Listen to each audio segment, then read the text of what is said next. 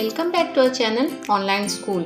आज हम जमात शशुम मज़मून general science इस किताब से सबक नंबर 10 क़ुव्वत और क़ुव्वत की किस्में इस सबक के सवाल व जवाब देखेंगे। अगर आपको हमारा वीडियो पसंद आए तो इसे लाइक, शेयर और सब्सक्राइब ज़रूर करना और बेल आइकॉन को ज़रूर दबाना ताकि अगले वीडियोज़ की नोटिफिकेशंस आपको मिलती रहे। आज मुझे आप लोगों को बताते हुए बहुत खुशी हो रही है कि हमारे चैनल ऑनलाइन स्कूल ने 1000 सब्सक्राइबर आज मुकम्मल कर लिए हैं और ये सब कुछ आप लोगों के ही प्यार और सपोर्ट का नतीजा है। इसलिए मैं हमारे चैनल की ओर से आप लोगों का बहुत बहुत शुक्रिया अदा करती हूँ। आप लोगों का प्यार और सपोर्ट हमेशा ऐसे ही मिलता रहेगा, हमें ऐसी उम्मीद करती हूँ। तो चलिए शुरू करते हैं सबक नंबर 10 क़ुव्वत और क़ुव्वत की किस्में सवाल व जवाब। सवाल नंबर 1 है, मुनासिब अल्फाज का इंतखाब करके खाली जगहों को पूर कीजिए। यहाँ पर कुछ जुमले हमें नज़र आ रहे हैं और यहाँ पर खाली जगह और कौस में कुछ अल्फाज हैं, उनका इंतखाब करके सही इंतखाब करके हमें ये जुमले मुकम्मल करने होंगे और यहाँ पर सही अल्फाज लिखने होंगे, मुनासिब अल्फाज लिखने होंगे। अलिफ है, खाली जगह शय की खाली जगह बदलने के लिए खाली जगह लगानी पड़ती है। तो यहाँ पर हमें पहले खाली जगह में मुतहर्रिक लिखना होगा, उसके बाद सिम्त लिखना होगा और उसके बाद क़ुव्वत लिखना होगा। ये जुमला इस तरह हो जाएगा, मुतहर्रिक शय की सिम्त बदलने के लिए क़ुव्वत लगानी पड़ती है। अब बे है, हाथी के ज़मीन पर से लकड़ी का शहतीर उठाकर ले जाने में शहतीर पर खाली जगह और खाली जगह क़ुव्वतें लगाई जाती हैं। तो यहाँ पर हमें सबसे पहले उज़लाती क़ुव्वत, उसके बाद रगड़ की क़ुव्वत और सकली क़ुव्वत, इनका इंतखाब करना होगा। ये जुमला इस तरह से हो जाएगा, हाथी की ज़मीन पर से लकड़ी का शहतीर उठाकर ले जाने में शहतीर पर उज़लाती क़ुव्वत, रगड़ की क़ुव्वत और सकली क़ुव्वतें लगाई जाती हैं। अब जीम है, एक बड़ी मेज़ पर एक गेंद लुढ़काई गई, इसकी खाली जगह बदलना हो तो इस पर खाली जगह लगानी पड़ेगी। तो यहाँ पर हमें सबसे पहले हरकत और उसके बाद क़ुव्वत लिखना होगा। तो इस जुमला इस तरह से हो जाएगा, एक बड़ी मेज़ पर एक गेंद लुढ़काई गई, इसकी हरकत बदलना हो तो इस पर क़ुव्वत लगानी पड़ेगी। तो दाल है, रगड़ की क़ुव्वत हमेशा हरकत की खाली जगह अमल करती है, तो हमें यहाँ पर मुखालिफ सिम्त में लिखना होगा। तो ये जुमला इस तरह से हो जाएगा, रगड़ की क़ुव्वत हमेशा हरकत की मुखालिफ सिम्त में अमल करती है। अब सवाल नंबर 2 देखते हैं, पहचानिए मेरे साथ कौन, मतलब हमें यहाँ पर सही जोड़ियाँ मिलानी है, सही जोड़ियाँ लगानी होगी।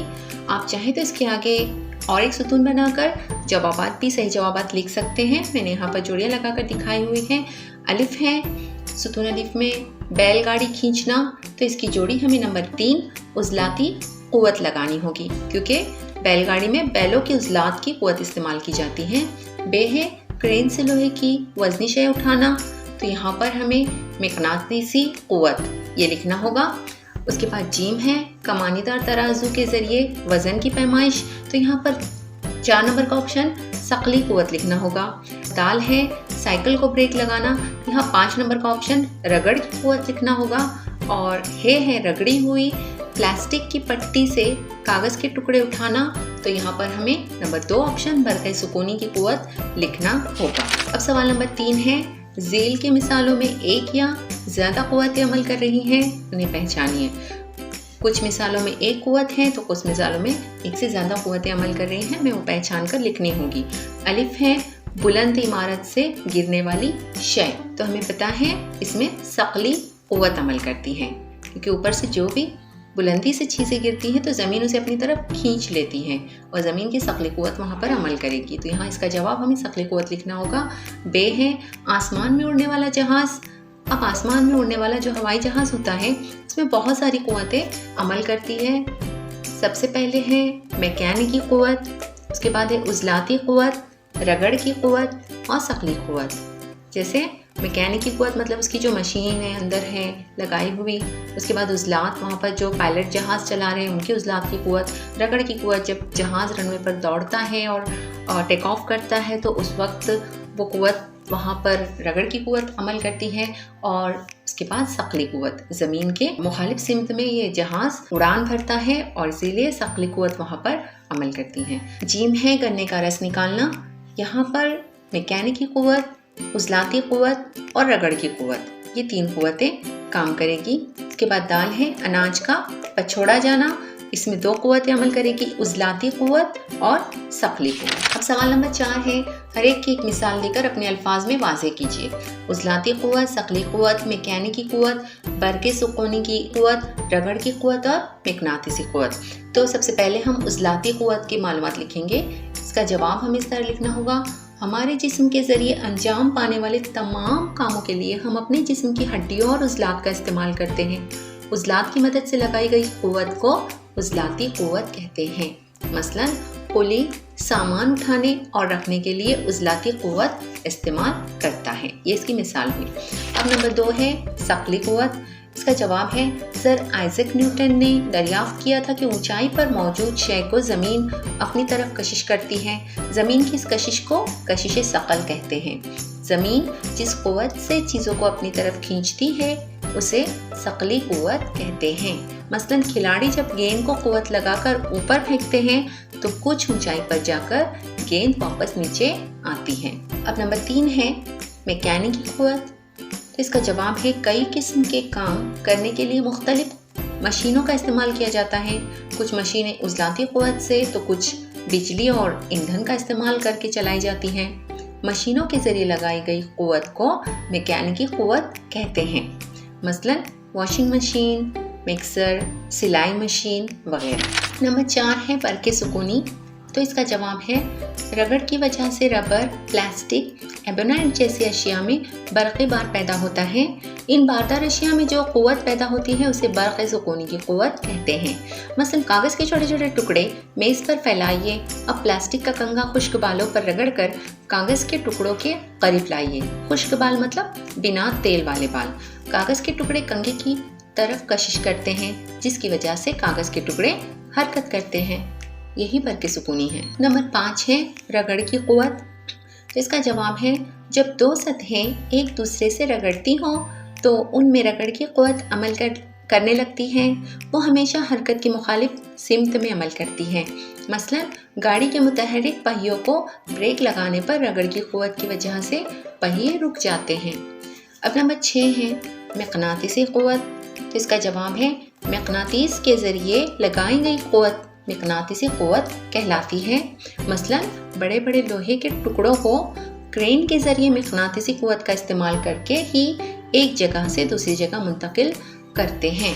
अब सवाल नंबर 5 है, ऐसा क्यों? इसका अलिफ देखेंगे, मशीनों में वक्तन फ़ौक्तन तेल डाला जाता है। मतलब हमें इसकी वजह लिखनी है। तो इसका जवाब है, मशीनों में मौजूद मुख्तलिफ पुर्जे हरकत करते हैं तो आपस में उनकी सतहों पर रगड़ की क़ुव्वत अमल करती है और वो सतहें एक दूसरे को घिसती हैं। इसकी वजह से उनकी छींच होती है और आहिस्ता आहिस्ता पुर्जे बेकार हो जाते हैं। तेल डालने से पुर्जों की आपस में रगड़ कम हो जाती है और वो आसानी से हरकत करते हैं और जल्द नहीं घिसते।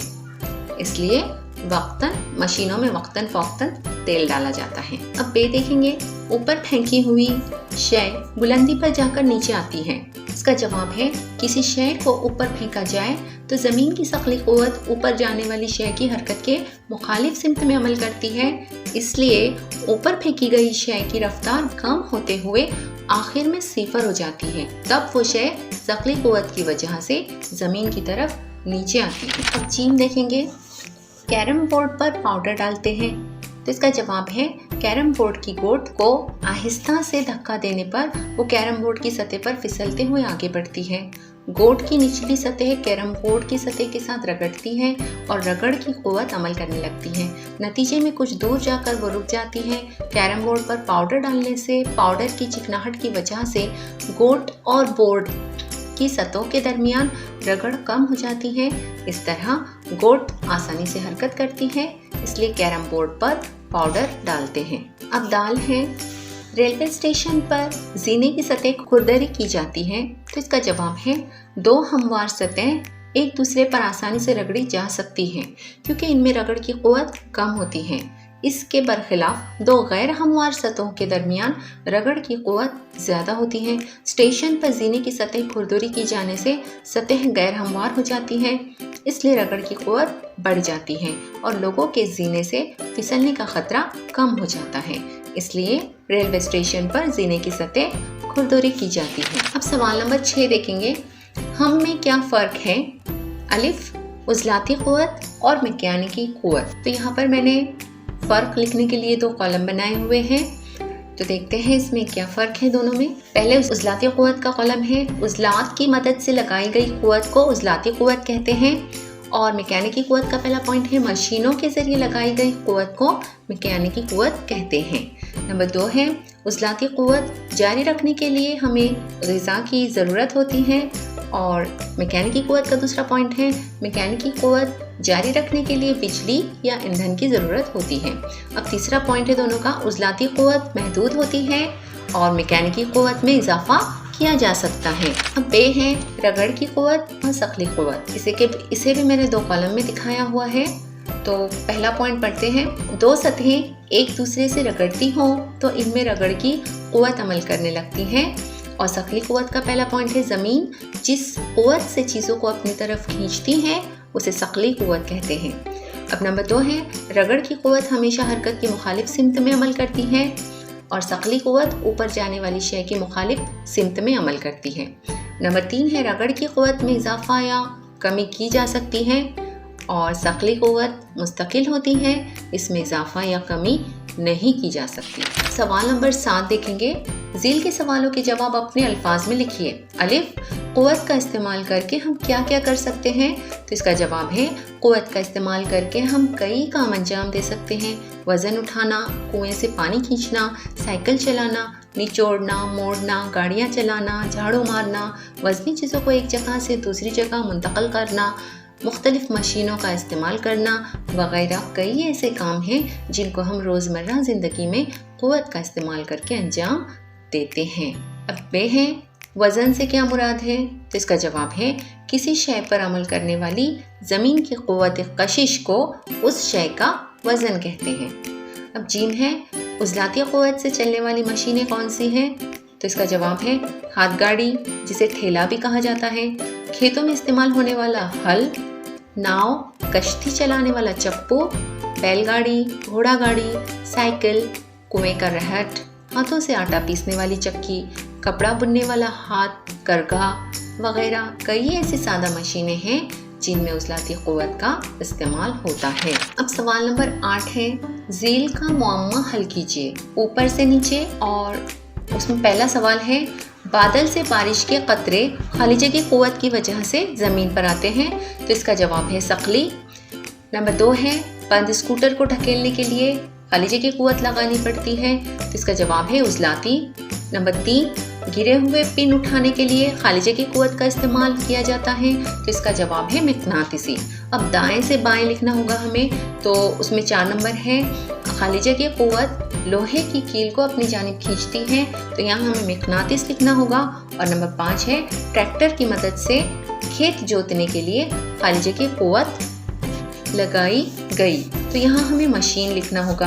तो इस तरह से पहले खालिजे के को मुकम्मल करने के बाद इन्हीं लफ्ज़ों को हुर्फ़ों की शक्ल में हमें इस मुअम्मे में लिखना होगा, लेकिन ये मुअम्मा जो है वो गलत बना हुआ है, तो आप लोगों को इस मुअम्मे को पहले दुरुस्त बनाना होगा और उसके बाद ये अल्फाज वहाँ लिखने होंगे। अगर इसी मुअम्मे में आप लिखने की कोशिश करेंगे तो आप वहाँ पर ये अल्फाज नहीं लिख पाएंगे।